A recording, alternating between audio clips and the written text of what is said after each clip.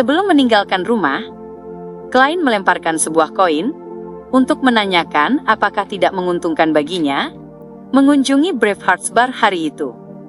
Setelah mendapat jawaban negatif, ia menoleh ke sekeliling lalu berbisik ke udara, apakah ada seseorang yang mengawasiku hari ini? Beberapa detik kemudian, suara lembut nona pengawal tiba-tiba terdengar dari belakangnya. Tidak. Klein refleks menoleh ke belakang, tapi ia tak menemukan sosok nona pengawal. Perhatiannya segera kembali ke jawaban yang ia terima, dan ia tak bisa menahan tawa kecil dalam hati. MI9 bahkan tidak memasukkanku ke dalam daftar tersangka sama sekali. Setelah memastikan bahwa Rosago tidak mencariku, mereka benar-benar mengabaikanku. Haruskah aku merasa terhormat atau malah terhina? Memang benar, seorang detektif yang sibuk mencari kucing tidak akan dikaitkan dengan pembunuhan seorang duta besar atau penghabisan seorang Beyonder urutan 5. Selain itu, MI9 sudah memata-mataiku cukup lama. Kepanikan, keputusasaan, dan perjuanganku untuk bertahan hidup telah mereka saksikan dengan jelas. Sudah pasti mereka yakin aku tidak bisa memberikan ancaman berarti bagi sang duta besar. Dengan pemikiran itu, Klein mengenakan topi setengah tinggi miliknya, membawa tongkat hitam berornamen perak, lalu berjalan keluar dari Jalan Minsk nomor 15. Ia membayar 2 soli untuk menyewa kereta yang membawanya ke Bravehearts Bar di Jalan Iron Gate, wilayah Backlund Bridge. Ia masuk seperti pelanggan biasa, melewati para pemabuk bersorak di sekitar ring tinju, lalu mengetuk meja saat tiba di counter bar. 1 gelas bir Southfield. Bartender itu menatapnya lalu bergumam, "Kaspars ada di ruang kartu nomor 3. Klein tersenyum dan mendorong 5 koin tembaga 1 penny ke arah pria itu. Kemudian, sambil membawa cangkir kayu dan menyeruput bir Southfield putih berbusa yang lembut, ia berjalan mengitari 2 panggung paling gaduh dan bau, lalu mengetuk pintu ruang kartu 3. Kaspar sedang bermain poker Texas tanpa batas. Tumpukan uang tunai menggunung di depannya, bersama dengan koin-koin kuning yang membentuk tumpukan mencolok. Menyadari tatapan Klein, si pedagang senjata pasar gelap dengan bekas luka besar di wajah itu, mengernyitkan hidung merahnya yang besar dan berkata santai, "Aku tidak suka memakai chip. Rasanya tidak nyata. Hanya tekstur uang tunai dan berat koin yang bisa membuatku mabuk. Sama seperti saat wanita." Selesai bicara, Kaspar sedikit mengernyit. "Apa yang kau lakukan di sini lagi?" Klein tidak langsung menjawab, tetapi memberi isyarat dengan mulutnya untuk berbicara di luar. "Brengsek! Padahal, aku akan membersihkan mereka dengan kartu ini. Sialan. Aku menyerah." Kaspars melempar 2 kartu di depannya ke tengah meja, lalu berjalan pincang ke arah pintu, dan berkata pada Klein, "Kau sebaiknya punya alasan yang bagus." Setelah keluar dari ruang kartu dan sampai di sudut, Klein berkata dengan suara tertahan, "Aku ingin tahu kapan pertemuan terbaru akan diadakan, sama seperti yang terakhir." Kaspars menatapnya curiga. "Bukankah kau sudah membuat kesepakatan dengan Marik? Itu bukan soal menyewa pengawal." Mengenai hal itu, "Kau tahu, aku jadi sangat tertarik." Klein berkata jujur. Kaspars ragu sejenak, lalu berkata, "Akan ada pertemuan malam ini. Penyelenggaranya sama seperti sebelumnya, tapi kau harus menunggu lebih dari setengah jam. Aku akan memberitahu mereka dulu. Kau sudah menunjukkan reputasimu waktu itu, jadi kurasa tidak akan ada masalah besar." "Tidak masalah, aku akan membayarmu." Klein meraba uang kertas di sakunya. "Kali ini kau hanya perlu membayar 1 pound. Kaspars bertingkah seolah sangat murah hati. "Itu sepadan," kata Klein sambil tersenyum kecil. Setelah membayar Kaspars, ia mencari tempat duduk, lalu duduk sambil meminum bir Southfield beraroma malt yang kaya, dan menikmati pertarungan di atas ring. "Aku bisa mengalahkan dan menjatuhkan mereka sekaligus." Klein cepat-cepat menyimpulkan. Sekitar 10 menit kemudian, Kaspars kembali ke bar, melihat sekeliling, dan berkata pelan, "Mereka setuju. Kita akan ke sana setengah jam lagi. Demi Lord of Storm, semoga kau tidak lupa topeng itu." Klein memberikan jawaban positif. Ia memperlambat minumnya, dan menghabiskan 500 ml bir Southfield itu dalam waktu setengah jam. Mereka mengambil rute yang sama seperti sebelumnya, dan sampai ke rumah yang sama, tanpa cahaya sedikit pun. Klein mengenakan topeng besi yang hanya menutupi setengah wajahnya, lalu menyaksikan Kaspars mengetuk pintu dengan irama tertentu. Irama ini berbeda dari sebelumnya. Ketukannya selalu berubah. Klein mendengarkan dengan seksama sejenak, lalu melihat papan kecil di pintu terbuka, dan sepasang mata mengintip keluar. Setelah proses yang tak bisa dibedakan dari yang lalu, ia mengenakan jubah bertudung, dan menyembunyikan seluruh wajahnya di balik bayangan. Ruang tamu itu masih sama, dengan cahaya lilin yang bergetar redup. Klein duduk diam di sebuah kursi yang ia temukan secara acak. Namun tidak seperti sebelumnya, ia tidak lagi merasa tertekan atau tegang. Sebaliknya, ia dengan santai mengamati sekeliling. Angin dingin yang bertiup di belakang lehernya membuatnya yakin bahwa nona pengawal telah mengikutinya tanpa diketahui siapapun. Seperti yang kuduga, tidak ada Beyonder urutan 5 di pertemuan ini. Mungkin bahkan urutan 6 pun tidak ada. Setelah mendengarkan percakapan beberapa saat, ia melihat sang ahli ramuan bertubuh bulat, mengubah posisi duduknya, seolah ingin bicara. Seperti yang diduga, sang ahli ramuan yang memperlihatkan setengah wajah tembamnya itu, cepat-cepat mengangkat tangan dan berkata, "Black Snake tampaknya mati di saluran pembuangan. Binatang-binatang itu masih berkeliaran." "Black Snake mati?" Klein terkejut mendengar kabar itu. Black Snake adalah orang yang telah menjual sisa-sisa tubuh seorang listener kepadanya, yang memungkinkannya untuk berhasil menciptakan bahasa kenajisan. Ia diduga berasal dari Aurora Order. Kekuatan pria itu sama sekali tidak lemah, namun ia ternyata mati saat menjalankan misi sederhana untuk membasmi binatang-binatang di saluran pembuangan. Klein mengerutkan dahi curiga. Ia tiba-tiba teringat sesuatu. Saat ia menemukan mayat Zreal, ia mendengar suara dentuman di dalam saluran itu. Saat ia membawa Ian ke sana, bagian tubuh Zreal sudah dimakan oleh makhluk-makhluk aneh.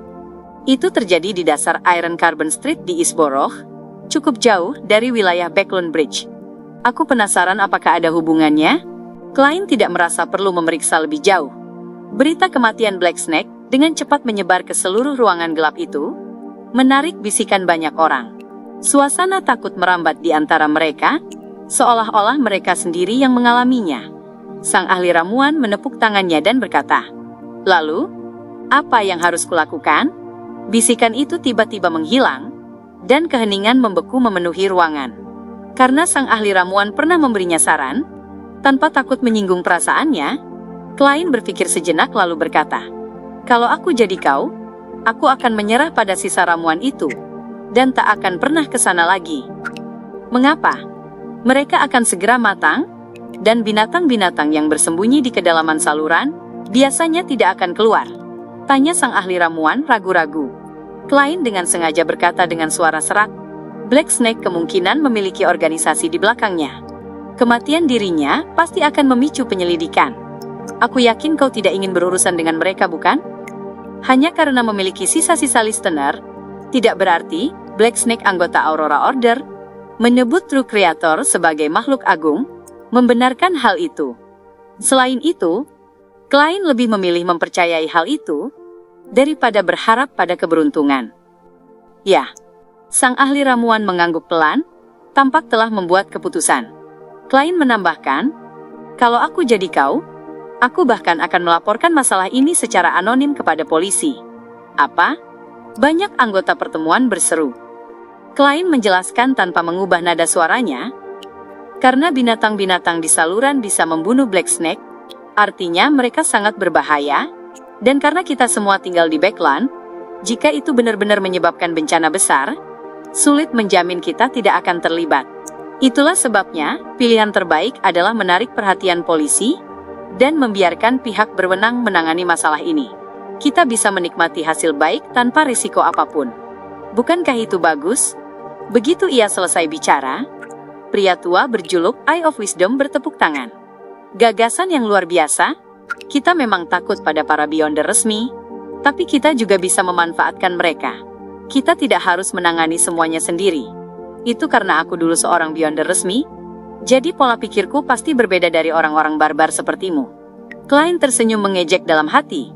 Setelah berbicara, ia kembali menjadi pengamat, mendengarkan orang-orang yang menawarkan atau meminta barang.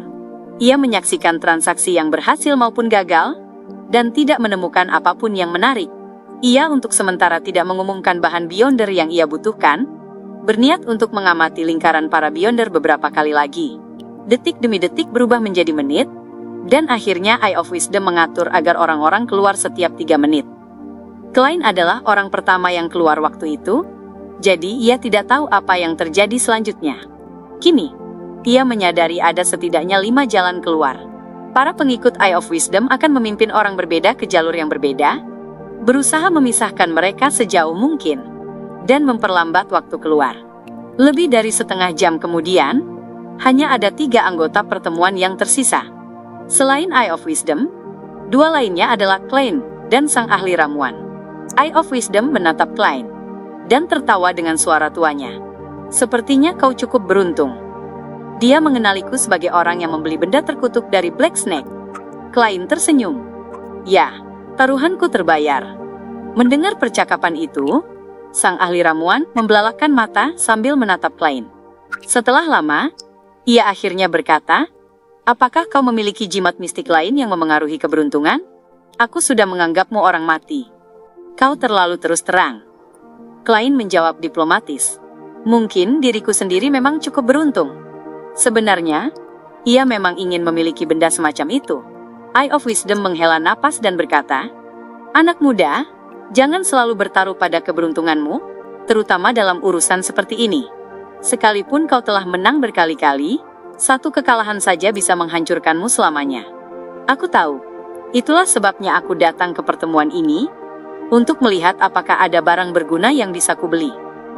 Bisa dibilang sekarang aku sama seperti kalian semua," kata Klein dengan nada santai. "Sama?" Sang ahli ramuan menghela napas dramatis. "Seharusnya aku mendengarkan guruku." Guru. Sepertinya ia benar-benar seorang ahli ramuan. Jalur urutan ahli ramuan dikendalikan oleh Gereja Mother Earth dan Life School of Thought. Life School of Thought menyampaikan ajaran melalui hubungan guru dan murid.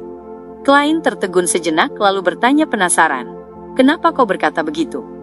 Sang ahli ramuan menghela napas dan berkata, "Guruku menyuruhku memilih jalur yang akan membuat seseorang cukup beruntung. Tapi pada akhirnya aku tetap menjadi peracik obat. Akibatnya, aku tidak bisa menemukan bahan ramuan untuk urutan berikutnya selama 2 tahun penuh. Aku iri pada keberuntunganmu. Membuat seseorang cukup beruntung. Ini sangat mirip dengan jalur urutan monster. Dia memang berasal dari Life School of Thought." Klein tersenyum dan berkata, "Apa alasanmu memilih jalur itu?" Sang ahli ramuan tiba-tiba menegakkan punggungnya dan berkata, "Ini adalah pilihan seorang pria.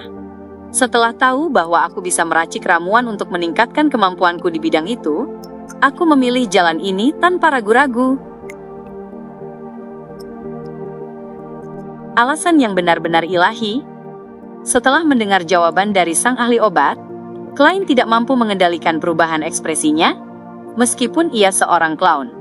Untung saja, ia sedang mengenakan topeng besi yang menutupi wajahnya. Sang ahli obat tidak menyadari reaksi Klein maupun Eye of Wisdom, dan ia mulai berbicara dengan lebih santai. "Itulah sebabnya aku sangat menyukai Backlon. Di sini banyak pelacur berkeliaran di jalan, nongkrong di luar gedung musik, teater, menunggu di jalanan dan gang-gang. Ada yang profesional, ada pula yang paruh waktu. Mereka dulunya pelayan atau buruh. Masing-masing punya rasa yang berbeda. Konon, di beberapa tempat di Westboro, kadang-kadang ada wanita bangsawan yang jatuh miskin ikut turun ke jalan. Itu benar-benar sesuatu yang layak dinantikan." Klein mendorong topeng besi yang menutupi wajahnya ke atas, lalu dengan cepat mengganti topik. "Apakah gurumu tidak keberatan dengan pilihanmu?" Sang ahli obat menggeleng pelan. "Tidak, dia hanya menendangku keluar dari rumah sialan itu, setelah mengajariku semua pengetahuan tentang tumbuhan obat, menyuruhku menjelajahi dunia dan mengalami kehidupan. Sial, dia bahkan tidak memberitahuku di mana aku bisa menemukan bahan ramuan berikutnya." Pada titik ini, sang ahli obat menatap Klein dan menambahkan, "Kalau kau tahu di mana bisa mendapatkan kristal sumsum Spring of the Elves, tolong beritahu aku. Aku akan membayarmu. Tentu saja, kau juga bisa membelinya dulu lalu menjualnya padaku dengan harga lebih tinggi. Kau orang yang beruntung. Siapa tahu, kau bisa membantu mewujudkan keinginanku." "Baiklah," jawab Klein dengan santai. Ia lalu bertanya dengan nada berpikir. Kalau saat itu tiba, bisakah aku menukarnya dengan formula ramuan untuk apotekeri? Dari sudut pandangnya, seorang apotekeri akan sangat berguna sebagai pendukung. Ia bisa menggunakannya untuk membina para pembantu. Sang ahli obat, yang tubuhnya tidak terlalu gemuk, cepat-cepat menggeleng. Tidak mungkin. Aku hanya bisa mengajar murid-muridku. Apakah ini aturan dari Love School of Thought? Mungkin ia telah mengucapkan sumpah dengan keberadaan rahasia sebagai saksinya. Klein tidak terkejut. Pada saat itu, sang ahli obat tertawa. Tapi aku bisa memberitahumu di mana kau bisa mendapatkan formula apotekeri. Itu ada di sini, di Backlon. Hebat. Klein merasa senang. Menyadari bahwa Eye of Wisdom akan segera mengakhiri pertemuan, ia buru-buru bertanya, Tuan ahli obat, apakah Anda memiliki obat untuk mengobati gangguan mental dan masalah sejenisnya? Klein bertanya demi nona pengawal, untuk membuatnya merasa lebih tenang, karena setelah sedikit dipengaruhi oleh True Creator, ia menjadi calon orang gila, dan Klein berpura-pura putus asa mencari obatnya. Ya, ada obat penenang, 10 soli per 1. Aku akan membawakanmu 4 pada pertemuan berikutnya. Percayalah, ini jauh lebih ampuh daripada yang ada di rumah sakit. Aku menambahkan beberapa bahan yang memiliki spiritualitas. Jawab sang ahli obat tanpa ragu. Mahal sekali. Di pasar gelap Tingen, obat penenang dari rumah sakit hanya seharga 1 hingga 2 soli, sedangkan yang bocor dari para Nighthawks, Mandated Punishers, dan Machinery Hive Mind berkisar antara 4 hingga 5 soli. Saat pikiran itu melintas di benaknya, Klein berpura-pura bersikap tenang, lalu menatap Eye of Wisdom. Tuan yang terhormat, bolehkah aku menghadiri pertemuan berikutnya? Ya, 2 tindakan terakhirmu adalah bukti niat baikmu. Anak muda, perhatikan Backlon Morning Post setiap hari. Jika ada iklan pembelian barang oleh Ernst Firm di halaman kelima, itu berarti akan ada pertemuan di sini, pukul 8 malam keesokan harinya. Kekuatan dan pola ketukan akan didasarkan pada harga yang tertera. Angka pertama adalah jumlah ketukan berat. Angka kedua, jumlah ketukan ringan. Angka ketiga, jumlah jeda panjang, dan yang keempat, jumlah jeda pendek. Sisanya tidak berarti. Jelas Eye of Wisdom sambil mengangguk. Setelah menyampaikan informasi itu, ia menghela napas dan berkata, kehidupan para Beyonder yang bukan petugas resmi atau bagian dari organisasi, tidak seindah yang kau bayangkan. Di satu sisi, kami harus menjaga rahasia, menghindari para petugas, dan setiap saat kami harus tetap waspada dan berhati-hati. Di sisi lain, kami harus melawan kemungkinan kehilangan kendali dan kegilaan. Terlalu banyak dari kami yang mati karena 2 hal itu. Bahkan jika kami berhasil menghindari perhatian petugas, dan tidak kehilangan kendali maupun kewarasan, kami tetap akan terjebak dalam kesulitan kekurangan bahan, dan ketidakmampuan menemukan barang yang kami inginkan, atau memperoleh pengetahuan yang cukup. Aku mengadakan pertemuan seperti ini, agar semua orang bisa saling membantu. Sayangnya, ini adalah era kelangkaan misteri. Banyak bahan Beyonder yang jarang terlihat. Ya, tapi aku punya Tuan Hangman yang tahu koordinat beberapa pulau primitif, dan The Sun dari kota Perak, yang terus bertarung melawan berbagai monster di kedalaman kegelapan. Aku bisa mengandalkan mereka untuk mendapatkan beberapa bahan Beyonder. Klein berdiri dengan sopan sambil membungkuk kepada Eye of Wisdom. Karakter Anda patut dikagumi. Setelah duduk kembali, Klein tiba-tiba teringat sesuatu dan bertanya setelah berpikir sejenak, Tuan-tuan, apakah kalian memiliki benda mistik? Sejenis dengan yang dijual Black Snake padaku, tapi yang efek negatifnya tidak terlalu parah. Aku ingin memiliki kemampuan untuk melindungi diri. Rencananya adalah menemukan sesuatu yang menarik minatnya, menentukan harganya, lalu memilih targetnya. Tapi aku tidak punya uang sekarang. Namun, bukan berarti aku tidak akan punya uang di masa depan. Bukankah aku bisa menanyakan harganya meskipun tanpa uang? Klein menambahkan dalam hati. Sang ahli obat mengangkat kedua tangannya, menunjukkan bahwa ia tidak memiliki apa-apa, dan sekalipun ia punya, ia tidak akan menjualnya. Eye of Wisdom tertawa kecil dan berkata, aku memang punya beberapa, tapi aku tidak tahu apa yang ingin kau beli. Beri aku perkiraan jenisnya. Beberapa. Dia kemungkinan besar adalah Beyonder jalur Savan, yang bergantung pada benda eksternal. Klein tidak menyembunyikan rasa iri saat berkata, sesuatu yang lebih kuat dariku. Bukan sesuatu yang meningkatkan kemampuan bertarungku. Akan lebih baik jika punya kekuatan mistik. Ia tidak menjelaskan secara rinci, untuk menjaga citranya sebagai pendatang baru. Eye of Wisdom tersenyum dan berkata, aku punya satu benda yang cocok dengan kebutuhanmu. Nama kodenya dulu adalah 2081. 2081? Klein bertanya, pura-pura bingung. Kebingungan itu hanyalah sandiwara.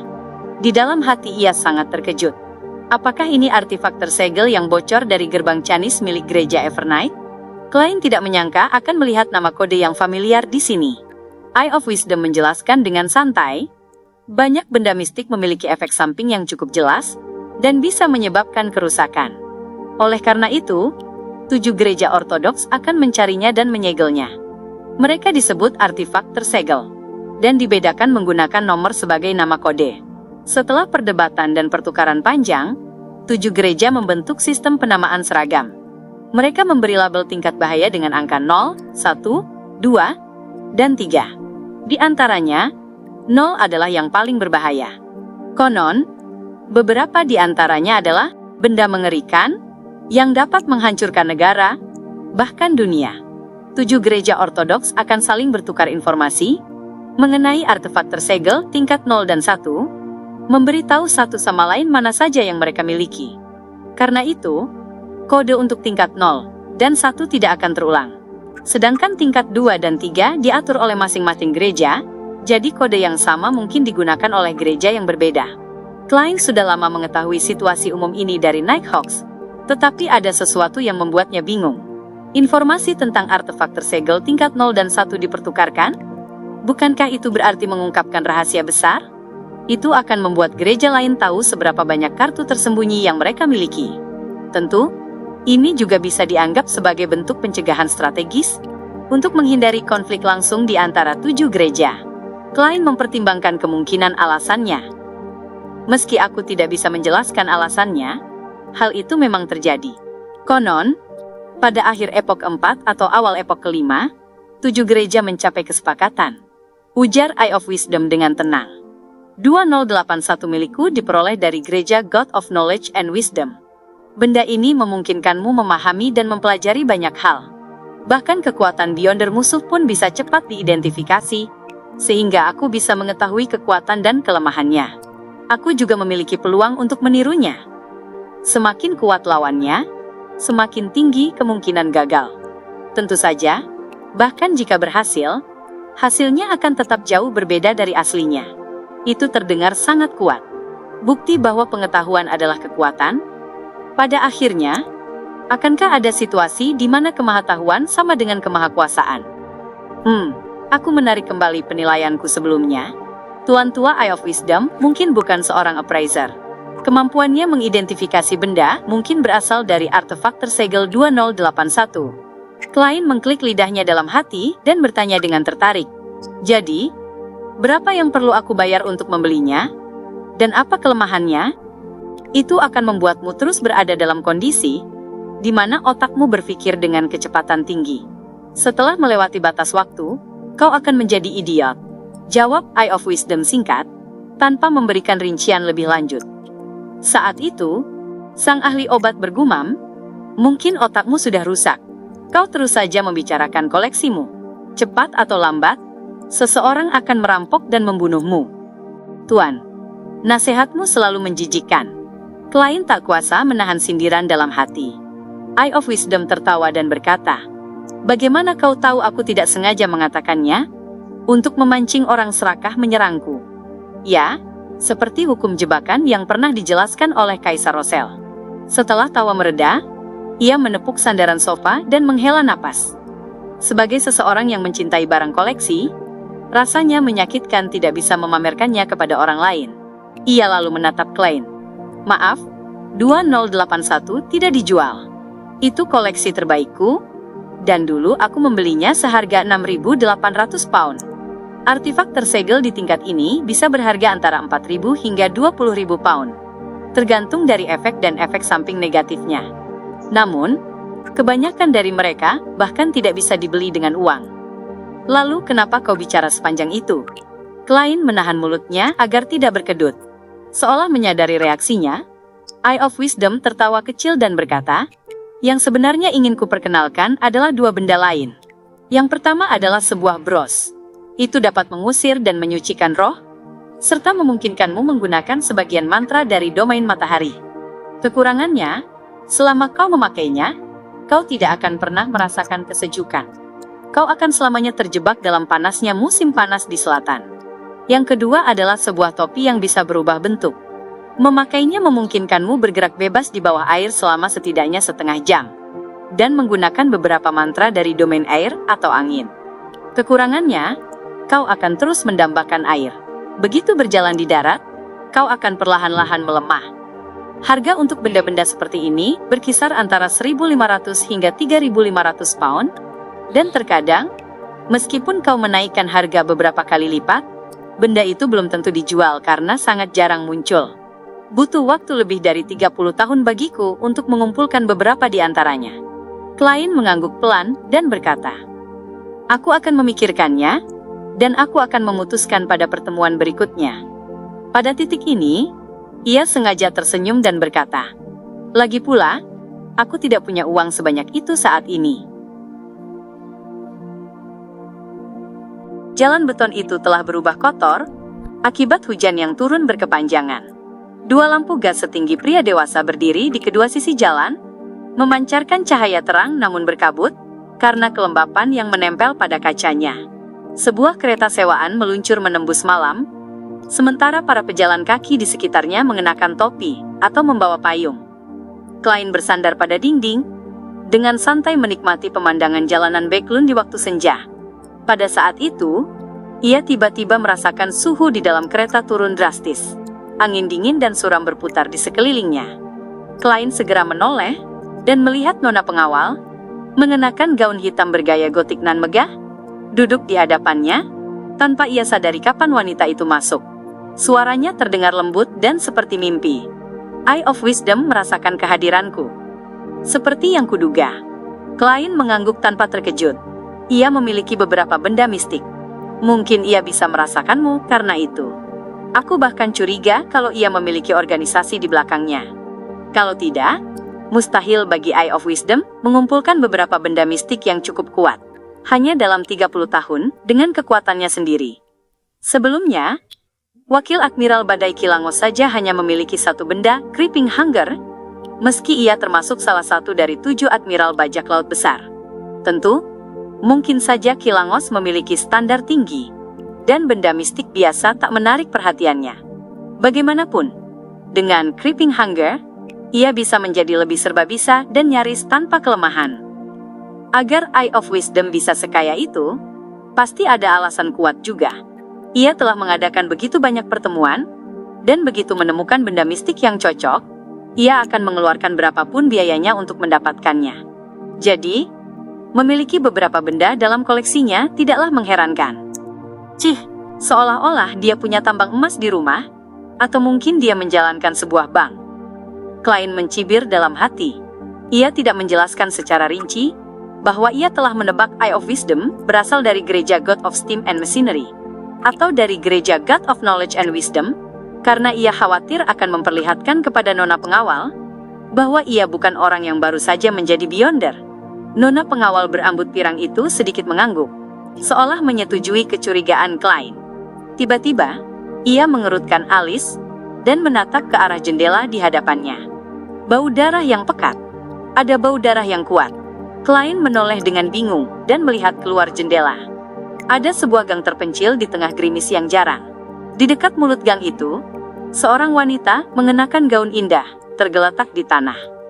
Saat itu, seorang pejalan kaki lewat, dan setelah memperhatikan dengan saksama, ia tiba-tiba menjerit keras. Jeritan itu membuat kuda agak terkejut, dan kusir segera menarik kekang, memperlambat laju kereta. Di bawah cahaya lampu gas, Klein melihat wajah pucat wanita yang terbaring di mulut gang. Ada sayatan dalam di perutnya, dan organ dalamnya tampak telah dikeluarkan. Darah di sekitarnya mengalir perlahan, merah pekat dan kental. Ini. Sebagai mantan Nighthawk yang terlatih, pikirannya langsung terhubung dengan banyak kasus serupa. Kasus-kasus seperti ini seringkali berkaitan dengan pemujaan iblis, dan jika sudah berbicara tentang pemujaan iblis, hampir selalu ada kaitannya dengan organisasi kuno. Yang pertama muncul di zaman keempat adalah sekte Blood Sanctify. Menurut catatan, itu adalah aliansi longgar yang terbentuk karena penyembahan terhadap iblis. Sekte ini terdiri dari beberapa klan iblis, seperti klan Noise, Andariel, dan Beria. Mereka tidak saling tunduk. Dalam upaya menyebarkan kepercayaan pada iblis, mereka telah melakukan banyak pembunuhan. Dulu, di Tingen, akuntan untuk Nighthawks, Nyonya Oriana, adalah salah satu korban, meski ia berhasil diselamatkan. Tentu saja, tidak semua kasus serupa dilakukan oleh mereka. Banyak orang menganggap tindakan seperti itu keren, dan mulai menirunya. Kelihatannya ini dilakukan oleh sekte Blood Sanctify, bisik Nona pengawal. Sosoknya dengan cepat menjadi tembus pandang sebelum menghilang. Ia tidak peduli apakah klien memahami ucapannya atau tidak. Saat itu, kereta telah melewati lokasi kejadian. Klien juga memperhatikan bahwa polisi patroli telah tiba, jadi ia menahan niatnya untuk turun dan menyelidiki. Ia memilih untuk bertindak seperti warga biasa yang hanya lewat. Ya, Tuan warga Moriarty. Sekte Blood Sanctify memiliki jalur urutan kriminal, yang juga dikenal sebagai jalur Devil. Konon, setelah urutan 7, Beyonder yang bersangkutan akan perlahan berubah menjadi iblis. Namun, tanda-tanda itu hanya muncul dalam keadaan tertentu. Urutan 9 kriminal memiliki tubuh yang kuat, insting tajam, dan berbagai kemampuan kriminal, tetapi hati nurani mereka belum hilang. Urutan 8, yang dikenal dengan nama kuno, Cold-Blooded, memiliki nama modern, Unwinged Angel. Ini berarti sejak saat itu, mereka kehilangan hati nurani dan larut dalam hasrat jahat, dengan tubuh yang tampak semakin tidak manusiawi. Mereka juga memperoleh beberapa kekuatan magis dari iblis. Urutan 7 serial killer menguasai banyak pengetahuan dan ritual terkait pemujaan iblis.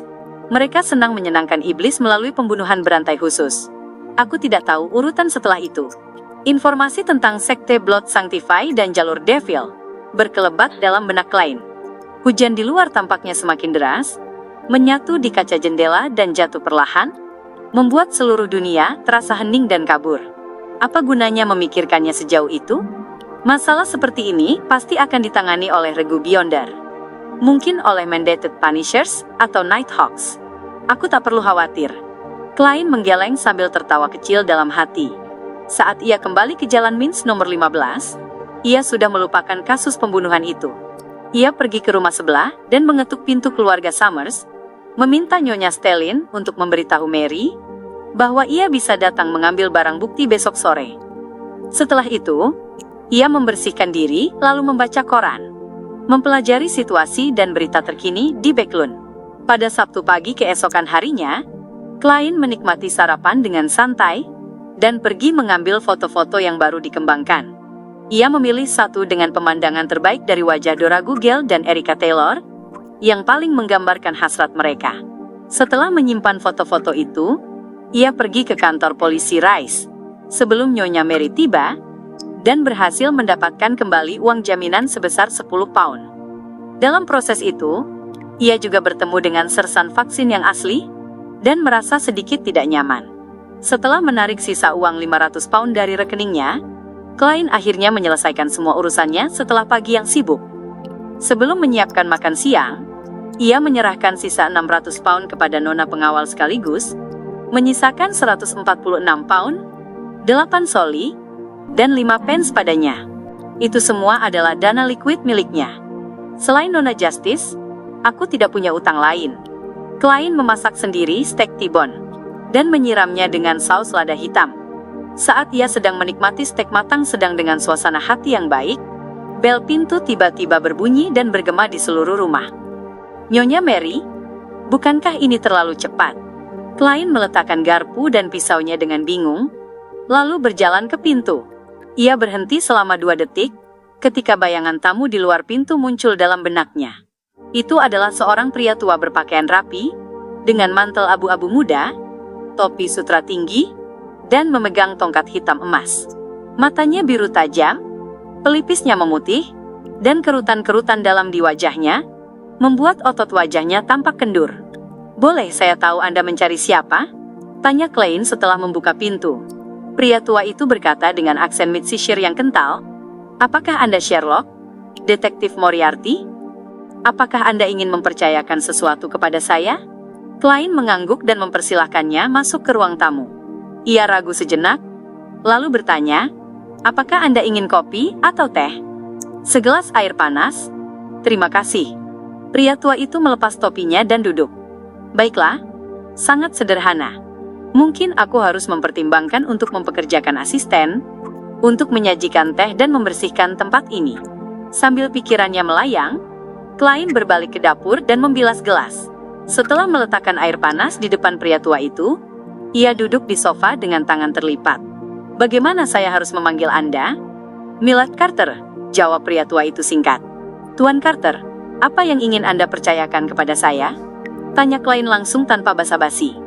Sambil berbicara, ia diam-diam mengaktifkan Spirit Vision untuk mengamati Carter. Pria tua ini cukup sehat. Ada sedikit masalah pada warna sendi kaki kirinya, mungkin radang sendi. Emosinya sebagian besar biru karena berpikir dengan tenang, dengan sedikit kecemasan. Sekilas saja, Klein sudah menarik kesimpulan umum. Millard Carter mengangkat cangkir porselen putih, dan, sambil menggosok permukaannya, berkata, "Begini, saya baru membeli rumah di Jalan Williams. Saya berasal dari Midshire. Dan karena urusan bisnis, saya akan tinggal permanen di Backlawn. Jalan Williams. Di mana itu?" Karena baru berada di Backlawn kurang dari sebulan, Klein yang harus mengandalkan peta atau intuisi, berusaha keras untuk tetap terlihat tenang dan dapat dipercaya. Millard Carter menatapnya, lalu melanjutkan, "Konon, rumah itu dulunya dimiliki oleh seorang Viscount bangkrut. Itu sekitar 2 hingga 3 dekade lalu.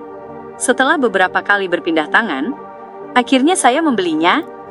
Saya berencana melakukan renovasi agar sesuai dengan gaya modern, tapi saya menemukan pintu rahasia tersembunyi di ruang bawah tanah, yang mengarah ke sebuah struktur bawah tanah yang sangat besar.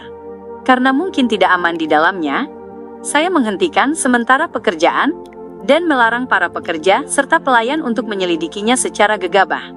Saya berharap Anda bisa membantu saya memastikan kondisi di dalam struktur bawah tanah itu."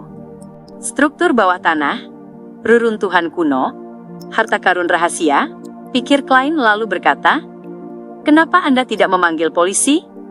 Sumber daya yang bisa dimobilisasi polisi 100 kali lebih banyak daripada detektif swasta seperti saya.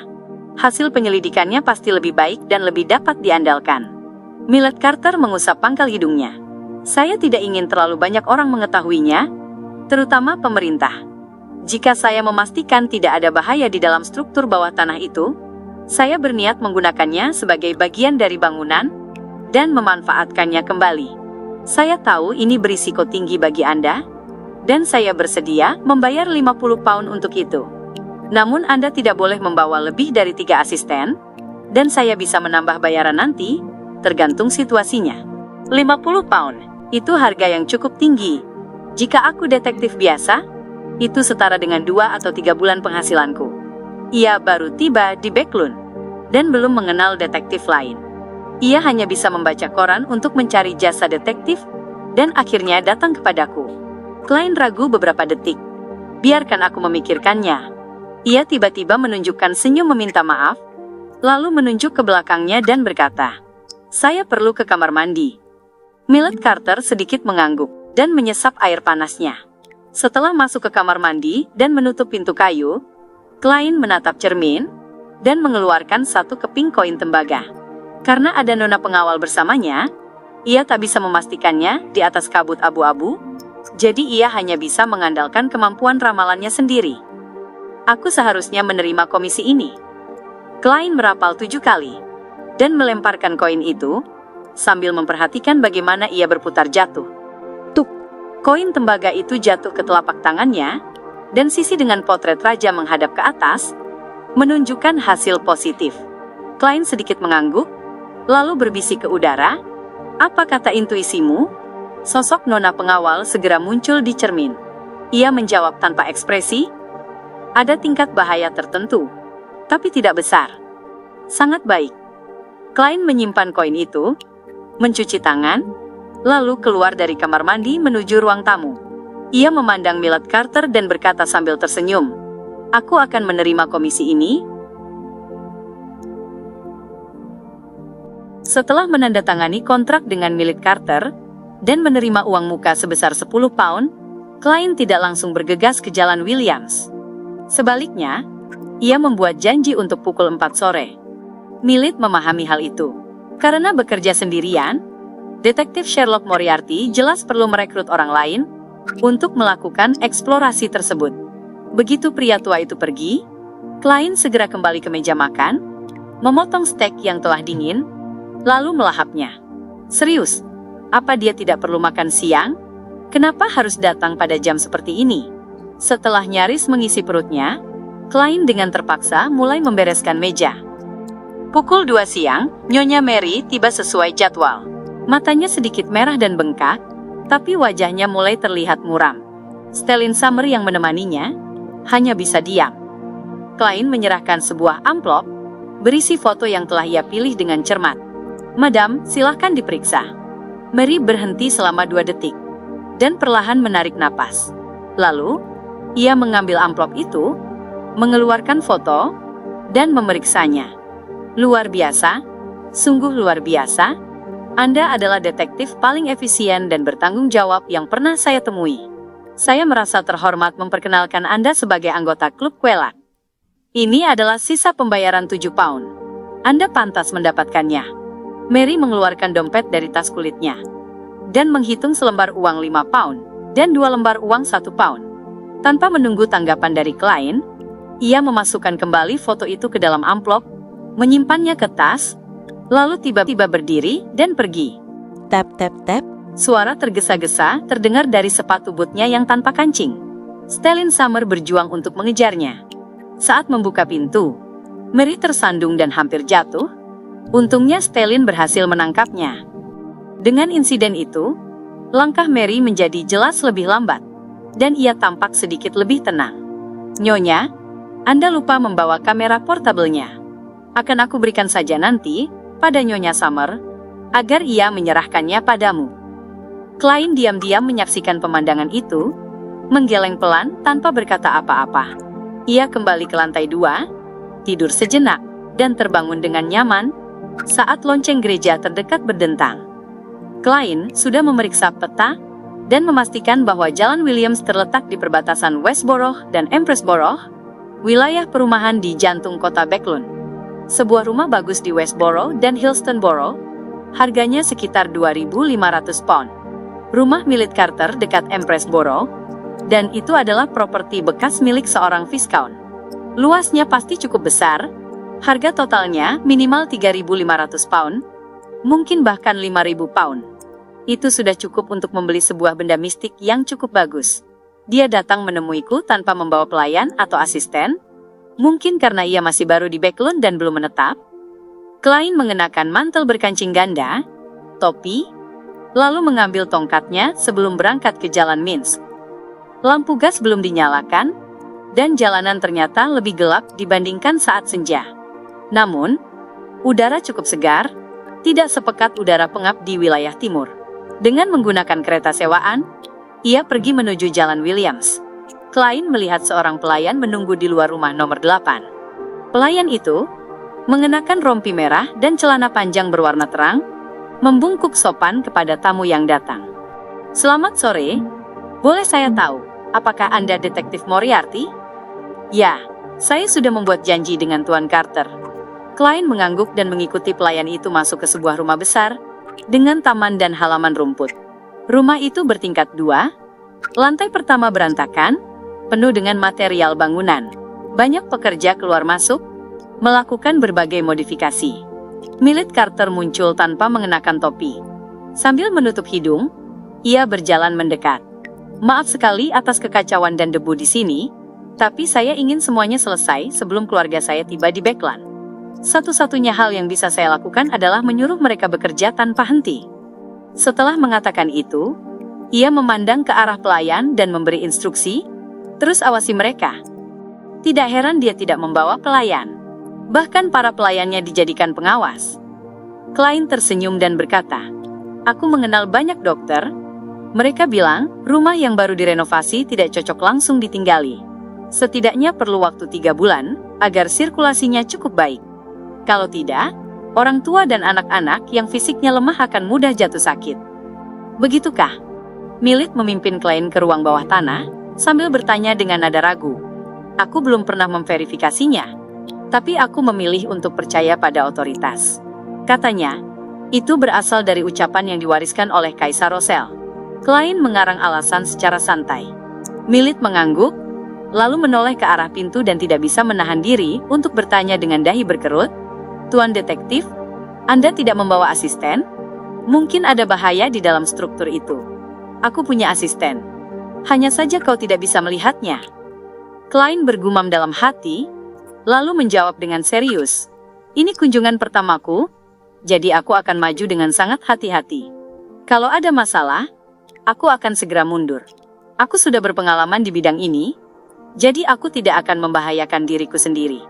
Kalau aku membawa asisten yang tidak berpengalaman, itu malah akan mengganggu kelincahan dan keputusanku." Milit tertegun. "Anda sangat profesional." "Sebuah kebohongan profesional?" Klein menambahkan dalam hati. Tanpa ragu lagi, Milit memimpin detektif Moriarty melewati ruang tamu yang berantakan dan menuruni tangga menuju ruang bawah tanah yang cukup luas. Tidak ada pipa gas di sini, tetapi 4 tempat lilin logam terpasang di dinding. Cahaya kuningnya berkelip-kelip. Saat menginjak lantai batu, Klein tak bisa menahan diri untuk merenung. Seperti yang diharapkan dari properti bangsawan, bahkan ruang bawah tanahnya pun didekorasi dengan baik. Selain itu, ukurannya hampir sebesar ruang tamu rumahku saat ini. Saat itu, Milit menunjuk ke depan dan berkata, "Di sana ada pintu rahasia. Para pekerja menemukannya saat renovasi." Klein memfokuskan pandangannya. Dalam cahaya lilin yang redup, ia melihat sebuah pintu batu abu-abu di sudut ruangan. Seharusnya itu merupakan bagian dari dinding, tetapi kini telah terbuka. "Sisanya aku serahkan padamu." "Hati-hati," pria tua itu memberikan sebuah lentera menyala dan memperingatkannya. "Apakah tempat ini sudah diangin-anginkan sebelumnya?" tanya Klein dengan hati-hati. Milit menggeleng samar. "Tidak terlalu pengap di dalam, tapi aku tidak membiarkan para pekerja masuk terlalu jauh." "Baiklah." Klein memeriksa barang bawaannya, mengenakan sarung tangan hitam, lalu, di bawah tatapan Milit, perlahan membawa lentera dan mendekati pintu batu itu. Ia mendorongnya dengan tongkatnya. Di tengah suara berderit berat, melalui cahaya dari luar, ia melihat sebuah lorong gelap yang dilapisi batu. Terdapat beberapa pintu kayu di kedua sisi lorong dan di ujungnya. Mereka sudah mulai membusuk, tetapi masih bisa dipakai. Tidak terlalu kuno, namun gaya pintunya yang mencolok, serta kedalaman dan ketebalan lempengan batunya tidak cocok. Apakah keluarga Viscount mengubahnya sebelumnya? Klein diam-diam mengaktifkan spirit vision-nya, menggenggam tongkat, dan melangkah maju perlahan, selangkah demi selangkah, dengan lentera di tangan. Cahaya menerangi kegelapan, dan saat ia melewati ruangan di kedua sisi, ia bisa melihat pemandangan kosong melalui pintu yang terbuka, mungkin dibuka oleh para pekerja yang disewa Milit. Ada bangku panjang dan meja, yang memiliki gaya estetika sama dengan pintunya. Tidak ada tanda-tanda roh yang berkedip. Klein melakukan pemeriksaan singkat. Tanpa berhenti, ia terus maju hingga sampai ke ujung lorong, tempat sebuah pintu ganda batu hitam berdiri. Mengulurkan tangan kanannya yang bersarung tangan, ia setengah mencengkeram tongkatnya, dan perlahan mendorong pintu itu. Suara gesekan yang mencolok bergema di udara, saat pintu batu perlahan terbuka. Cahaya spiritual tiba-tiba muncul di mata Klein, memantulkan aura yang saling berbaur dalam berbagai warna. Jantungnya menegang saat ia mendorong pintu lebih lebar, dan melangkah mundur beberapa langkah. Celah pintu batu melebar dengan cepat, dan seekor makhluk hitam berlendir jatuh dari atas.